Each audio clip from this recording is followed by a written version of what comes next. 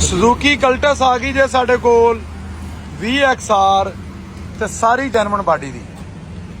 ਇਹਦਾ ਕੋਈ ਨਿਜ਼ਾਮ ਚਲਾਓ, ਇਹਨੂੰ ਕਿਸੇ ਨੂੰ ਦਿਓ, ਬੰਦਾ ਜ਼ਰੂਰਤਮੰਦ ਹੈ। ਗੱਡੀ ਮਿਲਦੀ ਹੈ 24.5 ਲੱਖ ਰੁਪਏ ਦੀ। 03,000 851 851 ਮਾਲਕ ਦਾ ਨੰਬਰ ਜੇ। ਇਸ ਨੰਬਰ ਤੇ ਰਾਬਤਾ ਕਰਕੇ ਤੁਸੀਂ ਡੀਲ ਕਰ ਸਕਦੇ ਹੋ। ਠੀਕ ਹੈ, ਟਾਇਰ ਵੀ ਗੱਡੀ ਦੇ ਨਵੇਂ ਨੇ। खोलो जी। और गड्डी हर लिहाज ना ठीक है, साफ सुथरी है, सोहनी गड्डी है।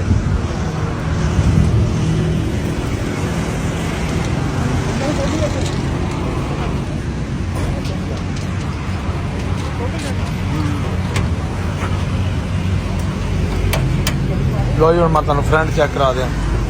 जैनवन है, पट्टी जैनवन है। और लाइटां कोई नहीं रिपेयर हुई, कोई बनी नहीं किसी पासों। बेहतरीन गड्डी है और मुल भी ठीक है। 24.5 लाख रुपए की गड्डी मिलती भी जे। 0300 45 67 781 नंबर पर रबता कर लो। अगर गड्डी चाहिए तो गड्डी की सुबह ऑक्शन भी करनी है 5 बजे इंशाल्लाह। कल बहुत दिन है, सारे भाई पहुँचो। कल इंशाल्लाह इस गड्डी की ऑक्शन भी है। पहुँचो सारे वीर, सारे भरा, और तुहानू मुनासिब करा के गड्डियाँ लैके दईए। और मुनासिब गड्डियाँ डोगर मोटर तो ही मिलदियां ने, ये तुहानू भी पता है। गड्डी सीलों की भी पूरी, बाहरों भी जैनवन, अंदरों भी जैनवन।